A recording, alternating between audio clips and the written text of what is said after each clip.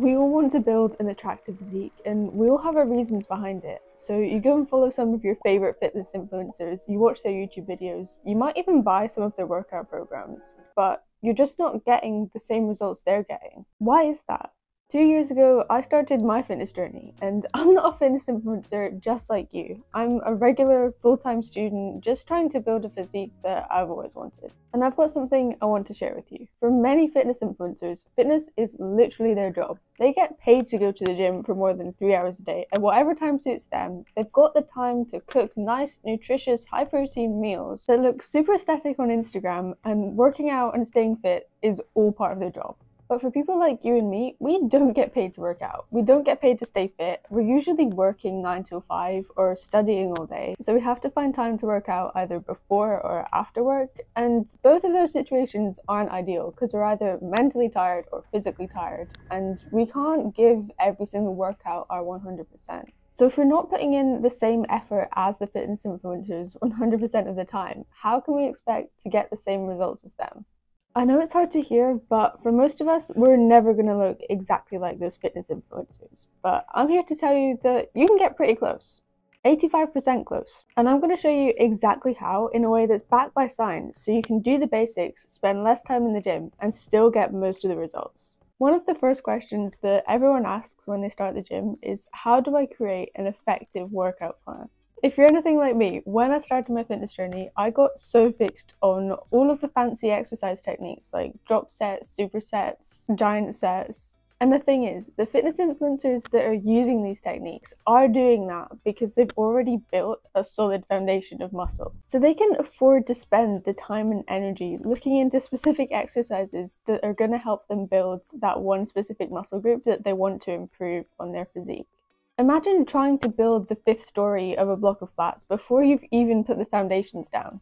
It's not going to stand up for very long. So only obsessing over exercises that people have told you are going to be the best for targeting the long head of your bicep is not going to get you very far. It won't ruin your progress, but it will definitely be holding you back.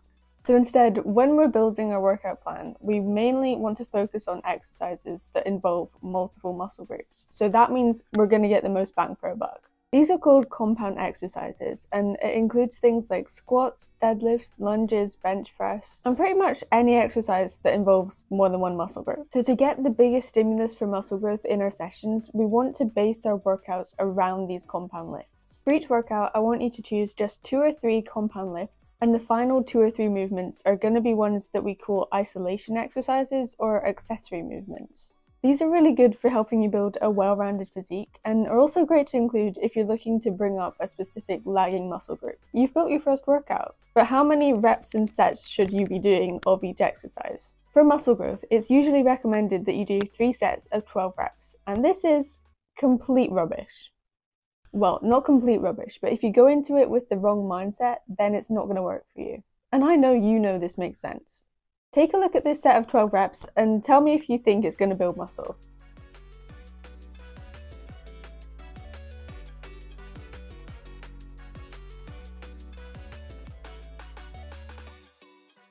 See, you could tell that that's not going to be very good for creating that muscle building stimulus because I wasn't putting any effort in.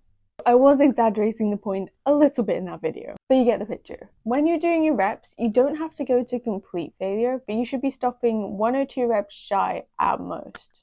I'm not promising it's going to be easy, but when you start training close to failure and you regularly get into that effective rep range at the end of a grinding set, then you're going to get a whole lot more out of your workouts. And it can really help you with that mindset aspect because you're not just aiming for one specific number, you've got that little bit of a range to play with. So if you're struggling at 10, you can still try and bang out 2 more reps. But how do you actually progress in your workouts? This all comes down to something called progressive overload, and this is essential if you want to build muscle because it means that you're increasing the intensity of your workout from week to week, and it's going to increase the muscle building stimulus. Some people like to think about it by saying a bigger muscle is a stronger muscle, which makes sense. But sometimes it doesn't always work the opposite way around, so some people who look like they're not as strong are actually really strong, but that's because there's more of a technique aspect.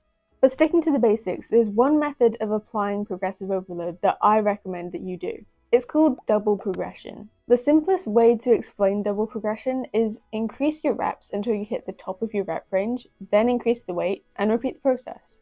It's that simple, but everyone always overcomplicates it. Okay, so the main foundation for muscle growth is progressive overload, but you have to stay consistent with your workouts. If you plan to train 3 days a week, you can't just skip 2 of your workouts and then go all out on one day. It's the same as saying, I eat all my fruit on Monday, so I'm not going to eat any for the rest of the week. It doesn't really work like that. You can't replace consistency with intensity because you need to create that muscle building stimulus at multiple points throughout the week if you want to get the best results. But it's when we get that balance right of combining consistency with intensity that you're just going to start leveling up. Next, we've got to talk about diet because you've probably heard that abs are made in the kitchen, and to some extent, this is true. But even if your diet's completely on point, you're not going to see any progress if your training's not there either. So the two go hand in hand, and it's important that we know what we're doing with both. I know calling it a diet can sound like a bit much effort for some people, so let's just call it nutrition. Nutrition plays a super important role whatever your fitness goal is, whether it's gaining muscle, losing weight, gaining weight.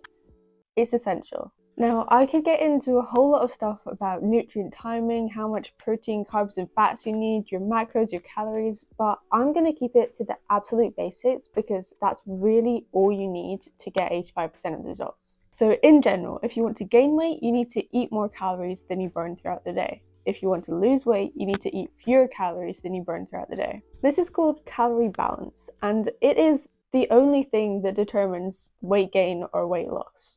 You will hear so many people trying to sell you these fad diets like cut out carbs and the scale weight's going to drop dramatically. And yes, this is true, but it's not because you're cutting out a certain food group. It's because your total daily calories are decreased. So if you burn 2,000 calories in a day, then you need to eat 2,000 calories to maintain your current weight. But if you ate 1,500 calories, you would lose weight. And it doesn't matter whether you ate those calories from whole foods, clean foods, or pure sugar, you would still lose weight because it all comes down to calorie balance. And that's what everyone always overcomplicates. Once you know roughly how many calories you should be eating each day, and you can use an online calorie calculator if you want to find that out, we're not going to worry too much about any of the other macronutrients except protein.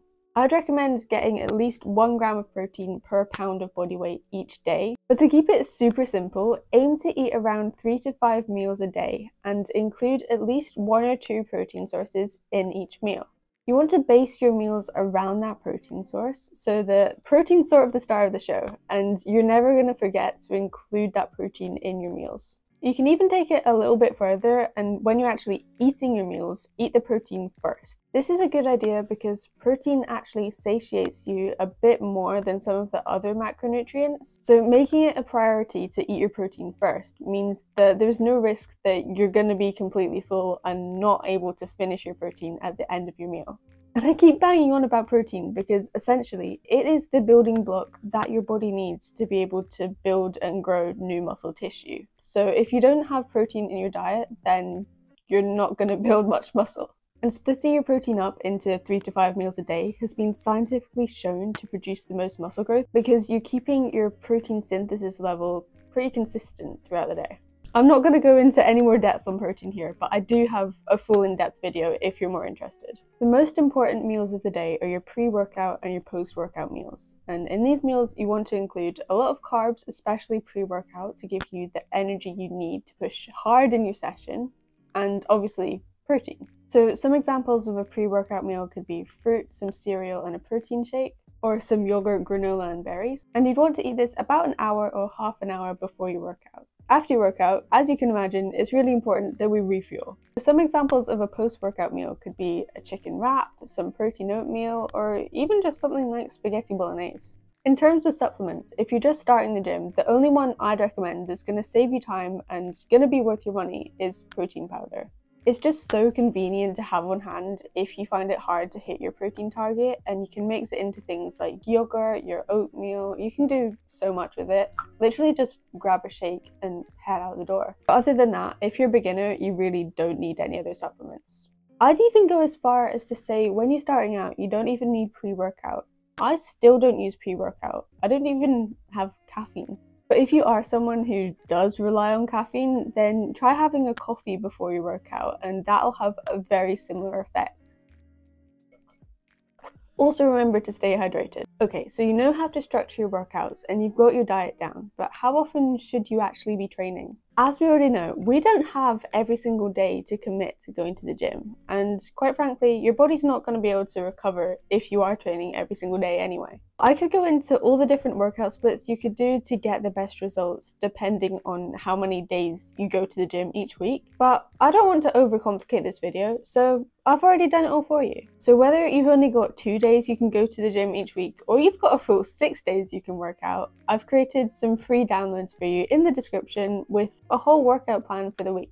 They include all the exercises you need to do, including the sets, the reps, some alternative exercises, and just so that you don't make the same mistakes I did and overcomplicate things. But the biggest question we all ask on our fitness journey is, how the heck do I stay motivated so that I can stay consistent? The truth is, not even your favorite fitness influencers or athletes are completely motivated 100% of the time.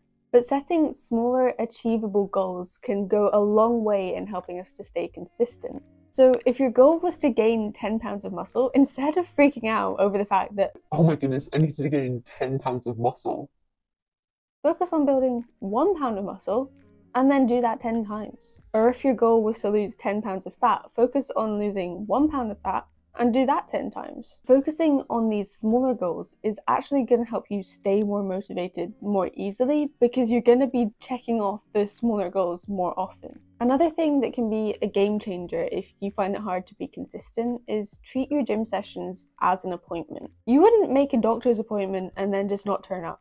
You wouldn't book a holiday and then just not turn up to the airport because you didn't feel like going on a flight that day. You get me? But if you really find it hard to make that commitment to yourself, then drag a friend along. If you can't do it for yourself, do it for them. Because if they show up and they're waiting for you, you can't just leave them hanging because they're your friend. And to be honest, having a training partner can make your workouts a whole lot more fun as well. But my number one tip is make it your main goal to go to the gym for just X days per week for Y number of months, and you'll already be doing 10 times better than most people. Because consistency is key, and just doing the basics will get you most of the results. So whether your goal right now is to build muscle or get shredded, subscribe for one thing, but I've got you covered. See you there!